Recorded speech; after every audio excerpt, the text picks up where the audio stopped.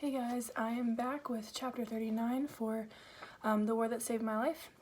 In the last chapter, the air raids began. They were starting to bomb parts of England, and they're starting to use the Anderson shelter. Well, the only problem with the shelter out back is that it reminds Ada of Mam's cabinet at home under the sink, and she kind of panics every time that she has to go in it. So Susan's trying to make her comfortable. They put some things in it to make it smell better.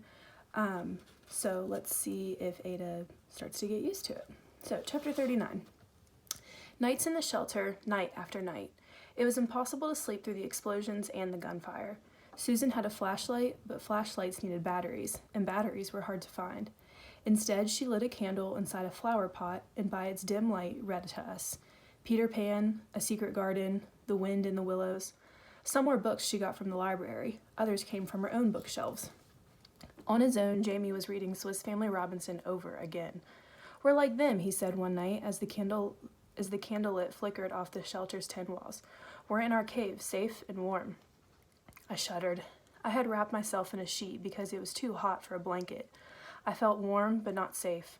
I never felt safe in the shelter. "You are, though," Susan said. "You feel safer in your bedroom, but you're actually much safer in the shelter." It didn't matter how I felt. She made me go into the shelter every time the sirens wailed. Men came and removed all the signposts from the roads around the village so that when Hitler invaded, he wouldn't know where he was.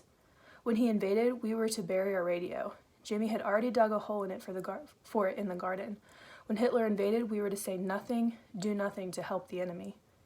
If he invaded while I was out riding, I was to return home at once, as fast as possible by the shortest route. I'd known it was an invasion, not an air raid, because all the church bells would ring. "What if the Germans take Butter?" I asked Susan.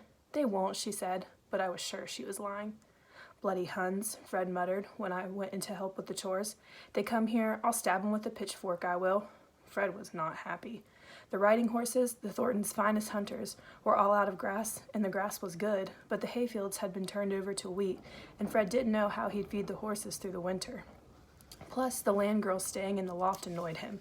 "Work 12 hours a day, then go out dancing," he said. "Bunch of lightfoots. In my day, girls didn't act like that." I thought the land girls seemed friendly, but I knew better than to say so to Fred. You could get used to anything. After a few weeks, I didn't panic when I went into the shelter. I quit worrying about the invasion. I put Jamie behind me on Butter, and we searched the fields for shrapnel or bullets or bombs.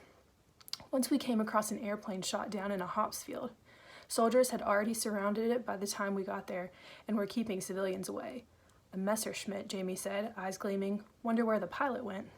The pilot had bailed out. The plane's canopy was open. "Caught him," one of the soldiers said, overhearing. "Prisoner of war. No troubles." On a day in early August, Susan went to a WVS meeting. Jamie was tending the garden. He loved it, and I took off on Butter for my daily ride. I went to the top of the hill. I paused, the way I always did, to search the sea and sky. No airplanes, no big boats. But then I saw something in the distance, something small on the surface of the ocean. A tiny boat, a rowboat, pulling for shore. I watched it, wondering. It was headed not for the town harbor, but for one of the barbed wire sections of the beach. Was the person lost? Surely he knew better than to land where there could be mines. I kept watching, frowning. The man, it looked like a man, I thought, and the boat continued to row straight for shore. Surely he could see the village from the water. Surely he knew it would be safer there. Unless, I thought, my blood running cold, he was a spy. A spy! I couldn't believe it. I didn't believe it. I always looked for spies from the hill. It was a habit, but that didn't mean, despite the posters, despite the rumors, that I actually expected to ever see a spy. But yet, a single rowboat so far out, where did he come from? Did he get dropped off by a submarine? A German submarine? If he wasn't a spy, why was he headed toward the deserted beach? I heard Susan's voice in my head. Improbable, it said. That meant not likely. Still, it was one of the rules. Report anything suspicious at once. I turned Butter down the face of the hill, weaving through brushes and tall grass, trying to keep the little boat in sight. It disappeared from my view as I got lower, and I sped up, cantering along the road that led to the barricaded beach. I stopped Butter in a copse of trees just as the beach came into view. It was low tide, and the sand stretched out wide and flat for a long mile along the shoreline. Right in the center of the sand, the man stepped from his rowboat. He carried a suitcase and had a rucksack on his back. As I watched, he shoved the rowboat back into the water. The sea was quiet. The boat floated high above the gentle waves and began to drift sideways, following the shore. I swallowed hard. The man, an ordinary-looking man, at least from the distance, took something from his rucksack. He unfolded it and used whatever it was to dig a hole in the beach. He put the suitcase into the hole, covered the hole with sand, walked cautiously up the sand dunes toward the barbed wire. I couldn't see what happened next, but suddenly the man was on the other side of the fence, walking down the road toward me. I turned butter and galloped away.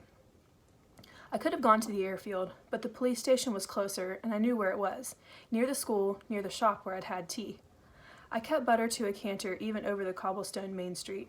I pulled him to a halt at the station, wrapped his reins around the handrail, and hurried up the steps as best as I could. I didn't have my crutches.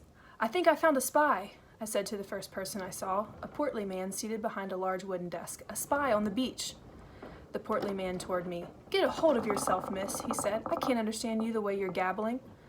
I grabbed the edge of his desk for balance. I repeated my words. The man looked me up and down, particularly down, at my bad foot and its homemade shoe. I fought the urge to hide it. "How was it you saw this spy?" he asked. He had a little smile on his face. I realized he didn't believe me. "I was out on my pony," I began. I told the whole story, the hill where I'd always kept a lookout, the little boat, the suitcase buried in the sand. "On your pony," the man said, nodding, his smile widening into a smirk. "Watch a lot of newsreels, do you? Listen to scary stories on the radio?" He thought I was lying, or, at best, exaggerating. And now he was staring at my bad foot again. I felt a wave of heat climb up my neck. I thought of what Susan would do. I drew myself up, taller, and glared at the man, and I said, "My bad foot's a long way from my brain." The man blinked. I said, "I would like to speak to your commanding officer. The government asks us to report anything suspicious, and that's what I'm going to do. If you won't listen, I want to talk to someone who will." The second police officer took me more seriously. "We'll go in the squad car," he said. "See if we can find him." He asked if I needed help getting to the car. "No, thank you," I said. I walked as straight as I could manage, even though it hurt like crazy. The officer put me in the front seat beside him, and together we started down the road.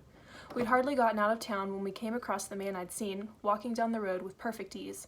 I pointed him out to the officer. "You're sure?" the officer asked. For a moment, I wasn't.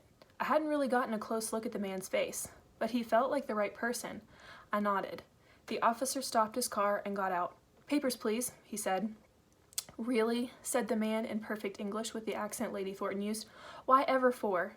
"Routine," the officer said. The man raised his eyebrow as if it were all a joke, but reached into his pocket readily enough. He pulled his identity card out of a battered leather wallet.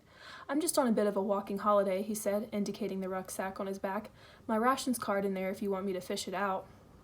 He could not sound more English. He could not look more English. And yet... "Sir," I said to the officer. He came over to the window on the passenger side and leaned in. "I'm sorry, miss," he said, shaking his head, "but I think you've..." I said, His trouser cuffs are wet, and they're full of sand." No one went on the beaches anymore. No one ever. It wasn't allowed. The officer's smile disappeared. For a moment, I thought he was angry with me, but I was wrong. The next thing I knew, the man from the beach was handcuffed and bundled into the back of the car. He protested vehemently in his perfect English voice. Back at the station, patient Butter still stood tied to the porch rail. The officer told me to go on home. "We'll handle it from here, miss." I wanted to tell Susan, but I wasn't sure how. I put it off so that I could think about it more. We were halfway through dinner that evening when the police knocked on the door. It was my second officer and another. "We need to speak with your daughter, ma'am." I got up quickly. Susan looked stunned. Jamie looked delighted.